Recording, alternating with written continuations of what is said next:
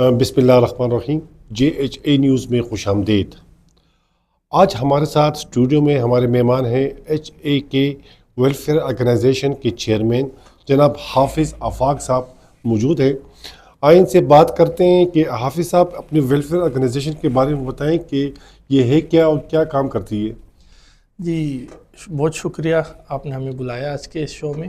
اچھا، جیسے کہ آپ نے پہلے بتا دیا کہ HAK ویلفیئر آرگنائزیشن یہ ایک ایسا ادارہ ہے کہ جو بالکل سماج کے ان چیزوں پہ کام کرتا ہے جو کہ بالکل ایسی ایک سوسائٹی ہے جن کو اور ادارے یا اور لوگ نہیں دیکھتے. جیسے کہ آپ کو پتہ ہوگا کہ جس طرح پہلے گزشتہ عرصے پچھلے سال سیلاب آیا تھا، ٹھیک ہے، تو ہمارے ادارے نے ان جگہوں پر کام کیا تھا کہ جہاں پر بڑے بڑے ادارے نہیں پہنچ سکتے، جس میں آپ کے سب کے سامنے ہے، جس میں کوہستان ہے، جس میں ڈی خان کے ایسے پسماندہ علاقے ہیں جو کہ بالکل تباہ ہو چکے تھے. وہاں پر جا کر ہماری ٹیم نے میں نے خود لیڈ کیا اس کو آپریشن کو، اور ہم نے وہاں پر جا کر تو پوری لوگوں کی سپورٹ کی، ان کے ساتھ ہر قسم کی امداد کی. اور اس کے علاوہ ہمارا جو بنیادی مقصد ہے ہمارے ادارے کا وہ ہے چائلڈ ایبیوز پر، بچوں پر، چائلڈ لیبر پر، یا کہ ہر قسم کے یتیم بچے، اسٹریٹ چلڈرنز، ہم ان پر بہت زیادہ فوکس کرتے ہیں کہ ان کو کسی قسم کی مشکلات نہ آئیں، کسی فیکٹری میں جو ہے تو یہ کام نہ کریں.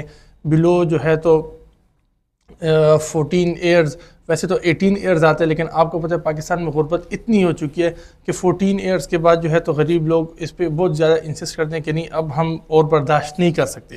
تو اس کو بہت سارے اداروں میں جو ہے تو 18 ایئرز، یونائٹڈ نیشنز اس طرح، اور باقی جگہوں میں 14 ایئرز قرار دے چکے ہیں لوگ، کیونکہ اب ریسیشن موڈ ہے بہت زیادہ، اور بہت زیادہ جو ہے تو غربت آ چکی ہے اس ملک میں. تو اس وجہ سے وہاں پر پھر ہم کام کرتے ہیں، ہم اس پہ آواز اٹھاتے ہیں کہ نہیں یہاں پر نہیں ہونے چاہیے اس سے کم بچے. حافظ آفاق صاحب، آپ ایک ینگ نوجوان، جی، اس عمر میں لوگ موج مستیاں آگے پیچھے دوڑتے ہیں. الحمدللہ بہت اچھا بزنس ہے آپ لوگوں کا، اور بزنس فیملی سے تعلق ہے آپ کا. کیسی یہ سوچ آئی، خیال آیا کہ آپ اس طرف چلے گئے؟ دیکھیے یہ آپ نے بہت انٹرسٹنگ سوال کیا مجھ سے.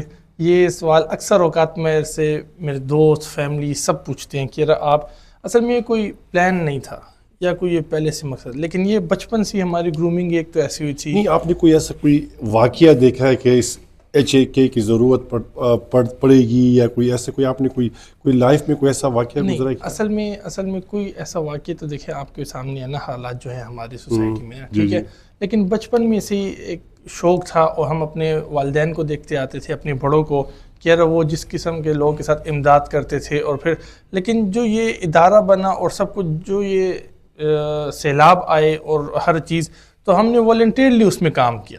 جب والنٹیرلی اس میں کام کیا، اس ٹائم کوئی ہمارا ادارہ نہیں تھا، ہم اس سے پہلے بھی کرتے رہتے تھے، ٹھیک ہے. تو لوگوں کو اتنا ہمارا کام پسند آیا، دوستوں کو، فیملی کو، ایون کہ ہمارے ٹیچرز کو یونیورسٹیز میں، انہوں نے کہا کہ آپ اس میں آگے جائیں.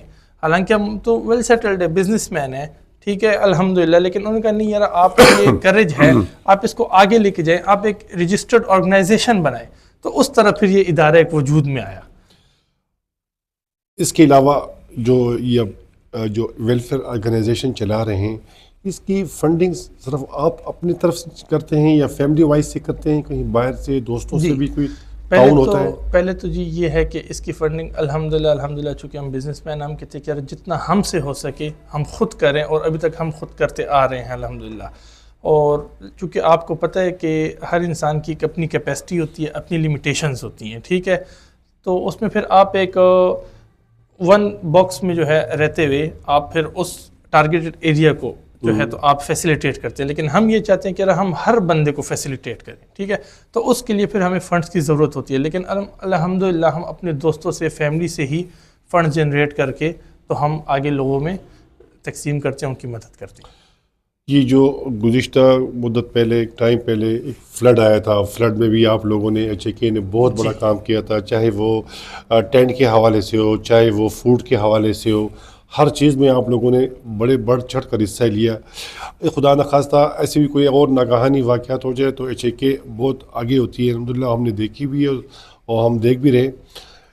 مستقبل میں کوئی اور پلان ہے اس کو بڑھانے کا، اس کا در اختیار؟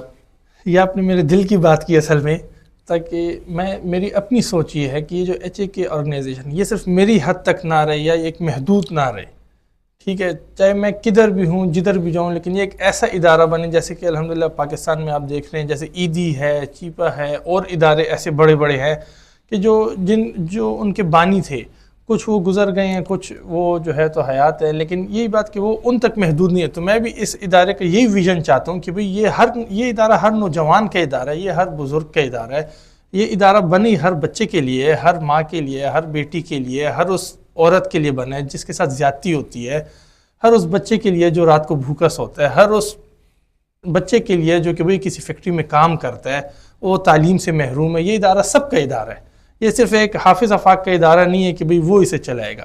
میں سب کو پہلے بھی کہتا ہوں، اب بھی کہتا ہوں کہ بھئی آئیں، جن لڑکوں کو فنڈز کی ضرورت ہے ہم ان کو فنڈز بھی دیں گے، جن کو ٹریننگ کی ضرورت ہے ہم ان کو والنٹیئر ٹریننگ بھی دیں گے، ٹھیک ہے، ڈیزاسٹرز کی ٹریننگ دیں گے، فوڈ اینڈ سیفٹی کی دیں گے۔ آپ اپنے معاشرے میں کام کریں، آپ اس کو آگے لے کے چلیں۔ بہت شکریہ حافظ آفاق صاحب، ہمیں امید ہے کہ آپ اسی طرح بڑھ چڑھ کر اس کاموں میں حصہ لیں۔ ہم تو بہت بات کرنا چاہ رہے تھے کہ آپ سے ہم بہت باتیں کریں، مگر ہمارا پروگرام کا ٹائم بہت شارٹ ہوتا ہے، اور شارٹ پروگرام لوگوں تک ویوز پہنچ بھی جاتی ہے اور میسیج آپ کا پاس بھی ہو جاتا ہے۔ GHA کی طرف سے آپ کے ساتھ مکمل تعاون کیا جائے گا، اور جہاں کہیں بھی ہو GHA آپ کے ساتھ ہی ہوگی۔ اجازت دیں جی، اللہ حافظ۔ بہت شکریہ۔